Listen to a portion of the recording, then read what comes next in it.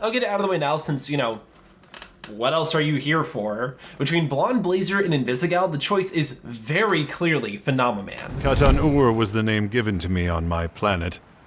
When I first arrived on Earth, the ladies at the Nordstrom rack I worked at called me Dumpy due to my large posterior.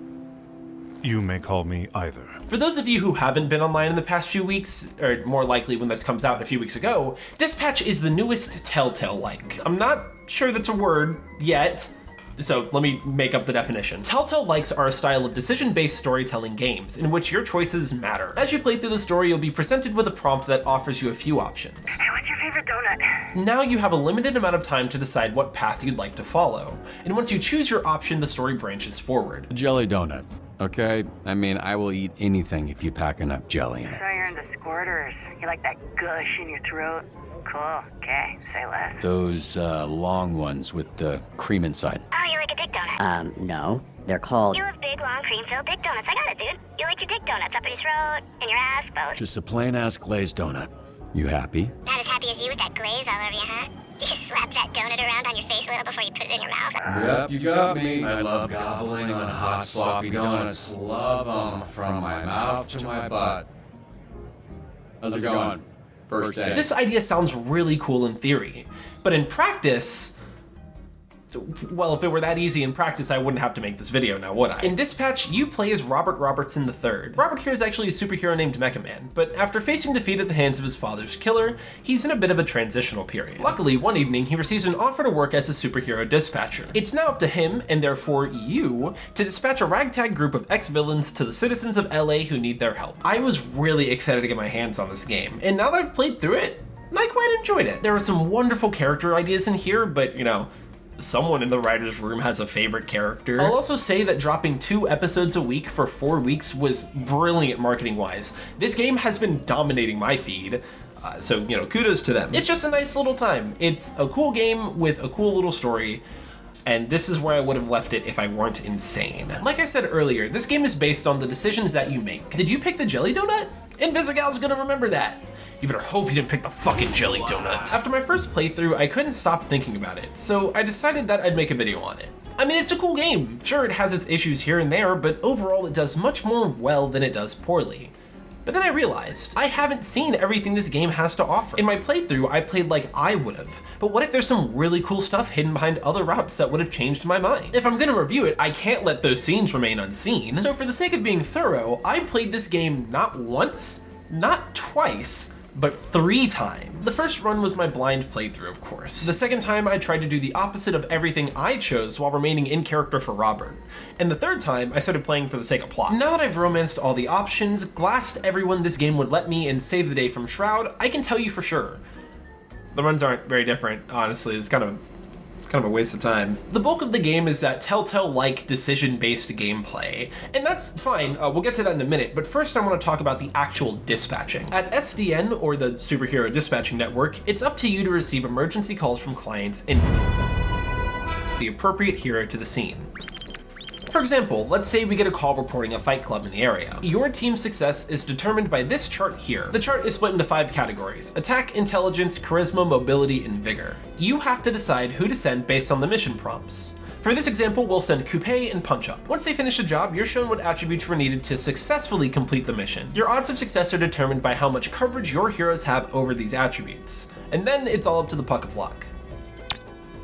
This system builds into itself wonderfully as you continue dispatching. Each hero also has passive skills that can make or break a shift. Malevolent can heal her teammates when she goes on a mission with them, which in turn buffs her. Golem, my goat by the way, give him a romance plot, you fucking cowards, will fill slots with his clones when he's sent alone on a mission, increasing his coverage to the point where he can solo like 4 slot missions. These aren't all good though. Phenomenon is this game's Superman stand-in, and unfortunately he's going through it. He has fantastic stats, like nearly max level equivalent, but heaven forbid anyone else on the team fails. He'll abandon his current mission, and on top of that he'll become depressed and unusable for 45 seconds.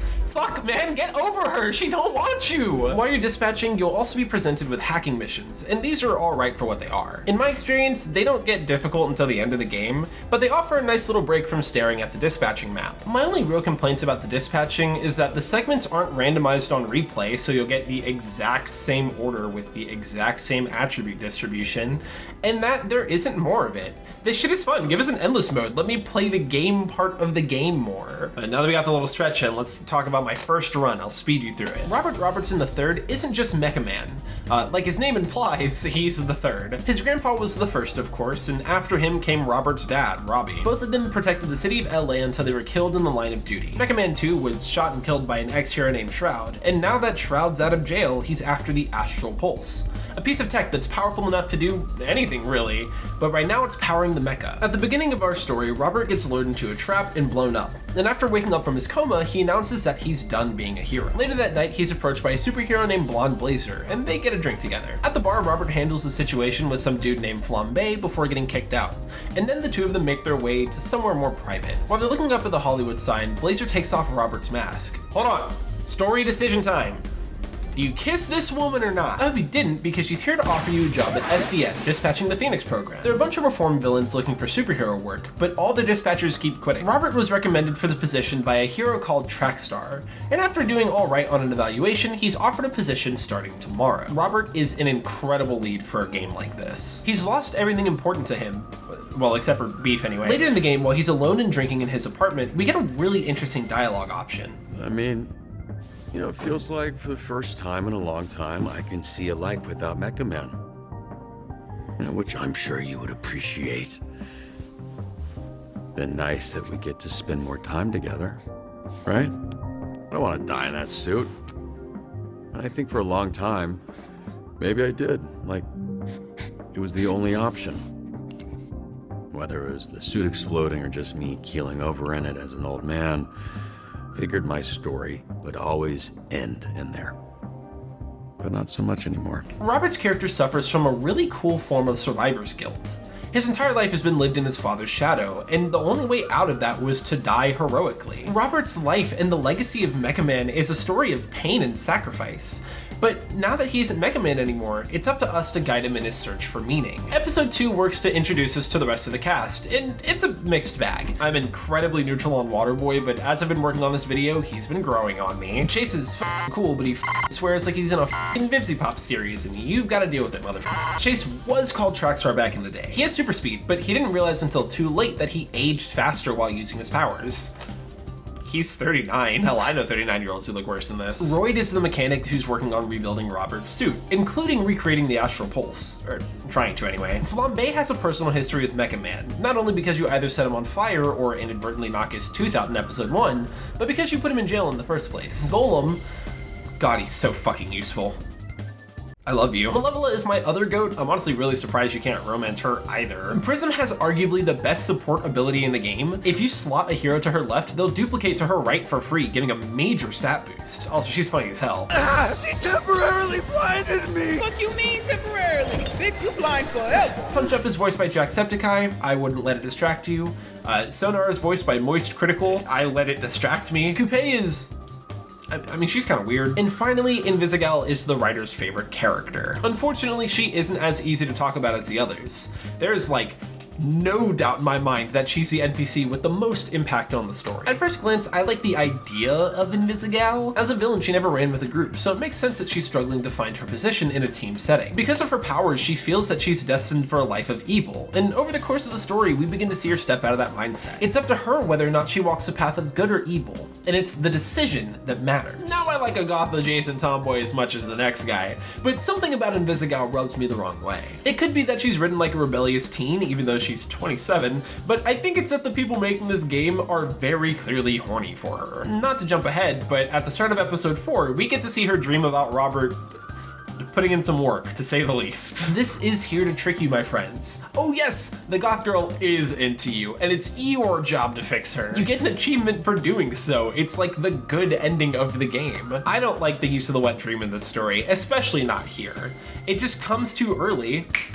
in the piece, and as a result it feels like an incredibly unsubtle push from the developer to root for their best girl. Speaking of Invisigal favoritism, episode 3 is pretty much all about her. In this episode, the lowest ranking member of the Z team is going to be cut from the program. Unfortunately for the people of LA, everyone realizes that they don't have to be first, they just can't be last. So they start sabotaging each other. It's a fun segment, but I think this is the closest I've ever been to attempting to strangle pixels on my PlayStation. Stop, please, holy shit, stop fucking around. At the end of the episode, Invisigal's at the bottom, until the writers throw her a bone. We get a whole sequence dedicated to her taking out one last bad guy before time's up. And since she made an arrest at the last second, Coupe and Sonar are tied for last. In my blind run, I chose to keep Sonar since he has the better gimmick, but ultimately this one just flips out what character you fight in the finale, since they come back to slime you out for firing them. Episode 4 is where we begin stepping into that romance territory a little more. And since I already talked about Invisigal, I'll talk about Blonde Blazer now. When she isn't being dragged off screen by a comically long hook, Blazer's pretty neat. She's representative of that classic superhero idea. Someone who wants to do good and is trying her best to make a difference with the gifts she's been given. Sadly, the writers substitute romantic writing with nudity again here. After a long conversation about masturbation between Vizzy and Robert, we walk into Blazer's office while she's trying on a dress. No cause for alarm, but a little bit of your, areola is out. It's like a slight hue shift. Oh.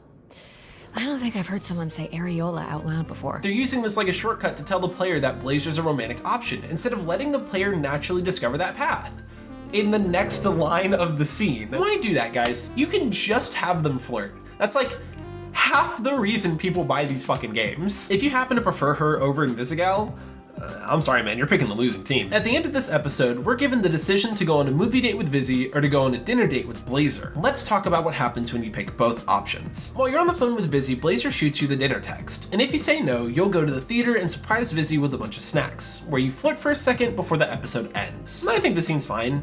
That's it though. If you say no to her text, Blazer does not make another appearance in the episode. For the sake of transparency, I'll tell you I picked Invisigal in the blind run, but when I went back for that second one, I picked Blazer.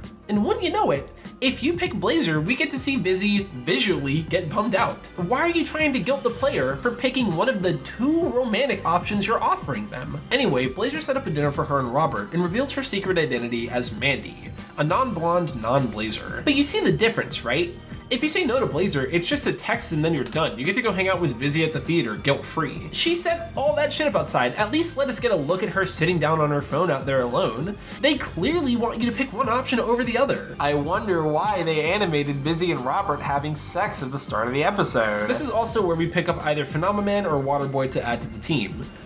I'm gonna be real, I'm too impatient for Magikarp type units. I took Phenomenon. Episode 5 is about team building, and it's pretty cool. There's a bar fight and tacos, and we also reveal to the crew that we're Mecha Man. Blonde Blazer just isn't in it at all though, so I really hope you chose Invisigal last episode.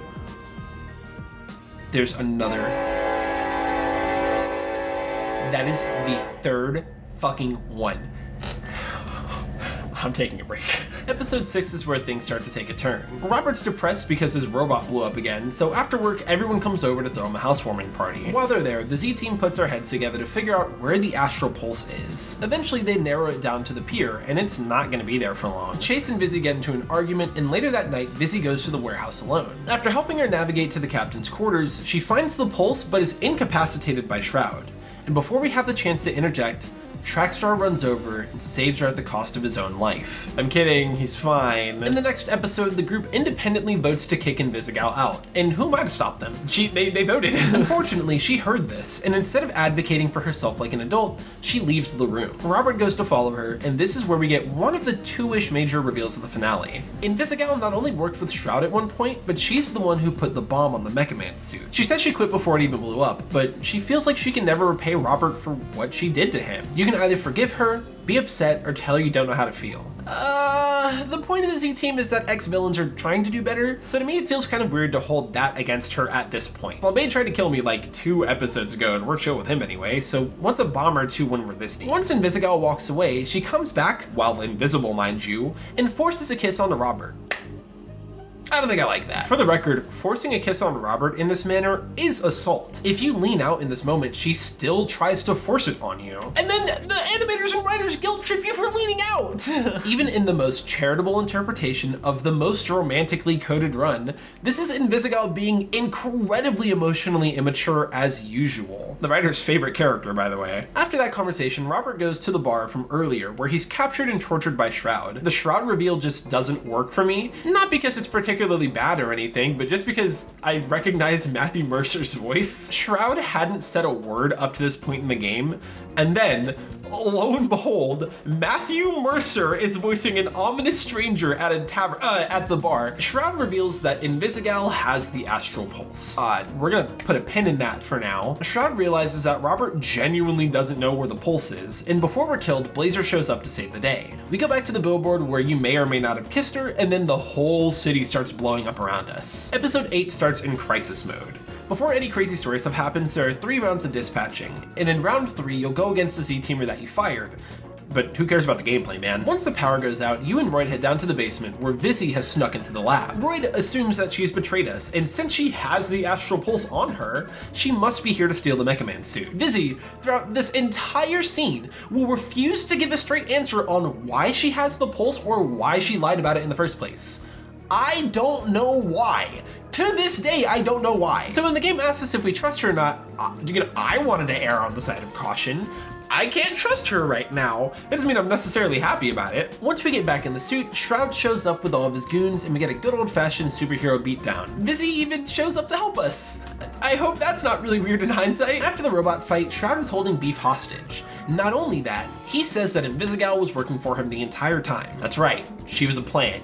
And you fell for her, you fucking idiot. Again though, instead of saying anything, she decides to disappear. We trade Beef for the Astral Pulse, but instead of just handing it over, I decided to give him Royd's prototype as well. Through sheer luck, or I guess unluck, Shroud accidentally plugs the prototype into his brain, short-circuiting himself and all of his goons. Don't worry though, Invisigal's here to help. Invisigal, I don't think that's gonna help very much. Oh dude, she took his mask. We fucked up somewhere for sure. And that's pretty much dispatch. Of course, there's a wrap-up sequence, but that is the game experience. At times, it is a wonderfully charismatic experience, but sometimes it feels like they want you to make some specific choices when it comes to certain characters. And it'd be really nice if I could leave it there. Unfortunately, this script still has 4 more pages. Like I said at the start of all this, I was gonna make this video after my blind run, but, you know, what if there was something I didn't see that would have blown my mind? I had to make sure. In my blind run, I played how I would have played the game. Of course, that's how it works. I'm still gonna be playing within character for Robert, but to make this run different, I will make the opposite choice for every major decision I can recognize. First things first, what is playing this game with a Blazer focus like? My friends, it is like coming in the sink while watching someone else sink in the cum. Blazer's romance is fine, but they give her so much less screen time than is necessary to develop it fully. After the date, I can think of maybe 5 interactions between Robert and Blazer. I know I said that Blazer just isn't in episode 5, but that isn't exactly true. She's in 1 scene at the very beginning. Anyway, she's in episode 6 at the party, there's the start of episode 7 before she saves you at the end, and then episode 8's the finale, which has everyone in it. I seriously think that's it. We saw her nipple though. We saw her areola specifically. Just to compare, Vizzy is all over episode 5. After the party in episode 6, she does her solo mission on the boat. Episode 7 has her big reveal of working for Shroud in the past. And then the entire ending of episode 8, and therefore the ending of the game, is predicated on whether or not you fix her. That is the difference between the good and bad ending of the game. I'm getting off topic. If you choose to pursue the romance with Blazer, the dinner scene is nice. And at the end of the game, you get to make out with her on the hood of someone's car. And that is pretty much all you get for her. That was the easy part of the section. Let me give you the pitch of this game again. You play as a superhero dispatcher in a game where your decisions matter. Obviously, this is talking about the dialogue sections. This is a Telltale-like after all. But how much does this apply to the other aspects of the game? Does what you do when you're dispatching matter more than clearing a segment before the next Invisigal scene? Well, it's complicated. You haven't been looking at much footage of the dispatching, but I'm at at least moderately good at my job. What can I say? I'm proud of the work we do at SDN. In my second run though, I decided to fuck around a little bit. Let's go back to episode 3. After Invisigal catches the guy, Sonar and Coupe are tied for last, and it's up to you to decide who has to leave. But what if they aren't at the bottom of the leaderboard? In this run, I sent Sonar and Coupe as much as possible, while sandbagging Flambe, Golem, and Punch Up wherever it was feasible. I would have also sent Invisigal as often as possible, but at some point during the episode, she'll stop going out on missions so she can be at the bottom no matter what. At the end of the episode, in the section where it shows you your stats, you can see Sonar was my most successful hero. So surely, in a game where your decisions matter, the decisions I'm making in the main gameplay loop matter too, right? Who do we cut? Sonar or Coupe? Shit. To, I think, no one's surprise, Sonar and Coupe will always be at the bottom of the leaderboard. Now logistically, I understand why that's the case. It's a scripted event in a Telltale-like. They have to animate and voice act all of this shit, so there can't be infinite options. But I can't help but be disappointed. Your decisions matter in the superhero dispatching game, just not the ones you make while you're dispatching superheroes. And that's kind of lame. I did this for the sake of fucking around and finding out, but I'd hate to be the guy who really likes Sonar and Coupe in this situation. In my second run, I was going out of my way to fail as often as I possibly could. But damn dude, they just let you get away with anything. In episode 6, when Vizzy's looking for the Astral Pulse, there's not 1, but 4 moments where you're supposed to hack something to help her. Once it's a door, the second is to disorient a flying enemy, one is to swing a crane, and the last is to open a safe. You can fail all of these, and then Vizzy will just figure some shit out. Fuck all this, it's taking way too long. I'm getting close, Vizzy, I swear. Yeah, well, I'm still way the fuck down here, so not Close enough.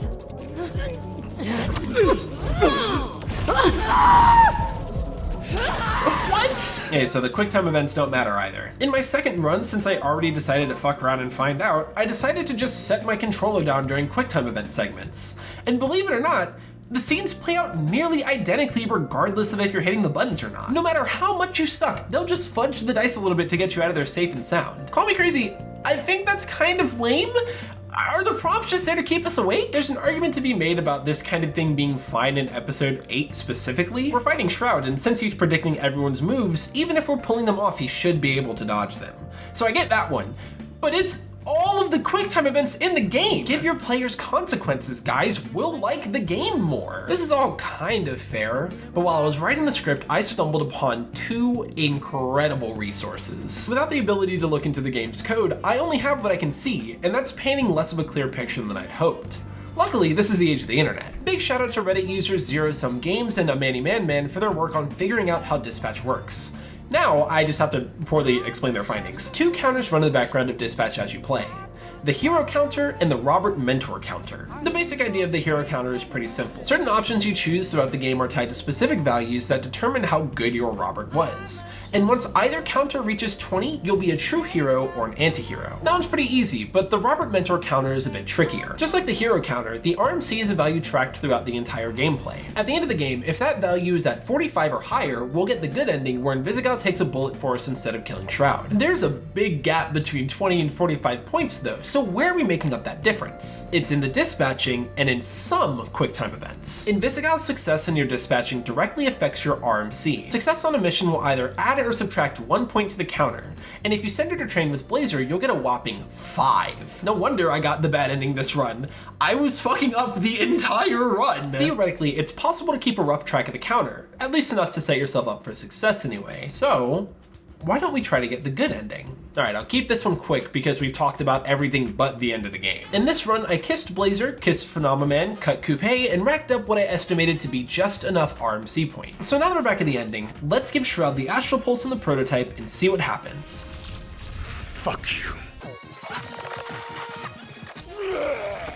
Fuck. Wait. Alright, kid. We both lose. Yes! By my count, my RMC ended up somewhere around 52. I would have liked it higher, but I was shooting for the Blazer Romance option to see if you could do both. And wouldn't you know it, I went one step further though. I also snagged the anti-hero title. The first run, I didn't trust Invisigal in the end, and along with cutting her from the team, my RMC plummeted naturally. The second time, I was sandbagging just about anywhere I could. This last run though, I managed to plan enough to ensure we ended up where we needed to be. So technically, your decisions do matter. That said, I think there's still a problem with how we ended up getting here. On the logistics side, the Invisigal and Shroud stuff is much messier than I'd like it to be, especially for the finale of the season. In episode 7, Vizzy tells us she put the bomb on Mecha Man. This time we forgave her, she tries to kiss us, and then dips after getting pushed away. Again, insane that they're guilt tripping you for refusing assault. We go to the bar, get kidnapped, and here's where Shroud tells us that Invisigal has the astral pulse. We certainly didn't know that, and now Shroud knows we legitimately don't know where it is. You can actually see him recalculating his plans once he realizes that Robert doesn't know. In episode 8, Vizzy comes back with the astral pulse for some reason, and in the finale, before she either kills or defies him, Shroud says she's been working with him the whole time. I'm of the opinion that this is a blatant lie. Shroud is a provable liar. I'll prove it to you. This is how Shroud describes killing Mecha Man 2 to Robert. The first bullet grazed his shoulder. I hadn't adjusted to the adrenaline spike. The second hit his upper chest. The third burst his heart.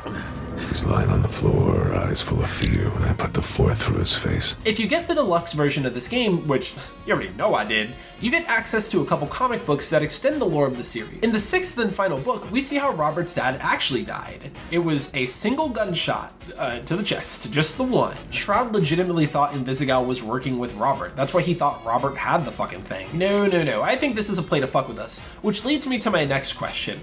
What the fuck is Invisigal doing? During the ending, she never tells us why she hid the pulse from us, why she snuck back into SDN, why she brought the astral pulse with her when she snuck back into SDN, or even defends herself when Shroud says she's sus among us. Why aren't you saying anything? You aren't working with them. Maybe she really wanted to pilot the robot, I guess. I can't blame her, but just ask next time, man. If you get the bad ending, this makes more sense. Because Invisigal is evil and out there, we don't need an explanation for her actions. If she's evil, she probably has a larger plan that we aren't supposed to have all the answers to. But if she's good, what the fuck? They're putting her in the most wildly suspicious position possible and then going, well, if you don't trust her, she'll turn evil. You're making her untrustworthy! On a larger scale though, I don't like Invisigal being what determines whether or not you got the good or bad ending. According to the RMC and to the larger narrative of the game, Vizzy turning evil to kill Shroud instead of embracing who she's becoming is on you. And if she makes the wrong call, that's on you too. The achievement for this ending tells us that you failed as a mentor, but why is that based only on her? I understand that as her mentor for the Phoenix program, it's on us to rehabilitate her, but she's not the only member of the Z team. The rest of the Z team is wildly successful because I'm good at my fucking job, actually. But no, Hot Topic over there kills someone and somehow I'm the bad guy. Yet again, the girl who can turn invisible steals the spotlight from the rest of the team. But that isn't exactly surprising at this point, is it? Imagine if Sonar, Flambe, Punch-Up, Prism, Malevola, Golem, Coupe, Waterboy, or Phenomenon were even given half this much attention. Imagine if Blazer was given half this much attention. You'd have something genuinely fantastic on your hands here. As is though, the game is good, but I fear it'll be remembered as just another Telltale-like. And that's the most disappointing thing about it. With a crew this talented and with an idea this full of charm, they could have redefined what it meant to be a decision-based storytelling experience. Now we've got a decent entry in the genre, but that's about it. Once season 2 comes out, I'm sure I'll have fun going through it with the community. Unfortunately though, there'll always be a part of me that wishes Ad Hoc Studios didn't waste so much of this game's potential. Got there in the end. Unfortunately for you, it's a curse. Because there isn't a thing in the universe that goes more wasted than potential. And despite how common it is, no one seems to forget. It's what they whisper when you leave the room. Oh, so-and-so had so much potential. It follows you forever. I hope you guys enjoyed my review/exploration thing of Dispatch. If you guys enjoyed this video, you should definitely subscribe and turn on notifications, of course. I've got great stuff coming down the pipeline and I would hate for you guys to miss out on it. I've been talking for quite a while now though, so I want to know what you guys think. Did you like Dispatch? Did you get the good or the bad ending in your first run? I feel like there's a third question here that's really obvious, but I don't know, I can't put my finger on it. Also, join our Discord. It's pretty cool. There's a, QR code on screen, link in the description. Also, I'll throw a link at the bottom of the pinned comment because fuck it, why not? That is pretty much all I've got for you this time though. As always, I'm Knightley. You've been absolutely incredible and I'll see you relatively soon. Peace.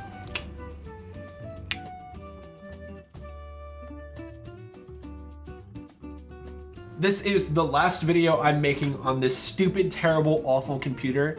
I hate this hell object, and I needed to get that off my chest before I got rid of it.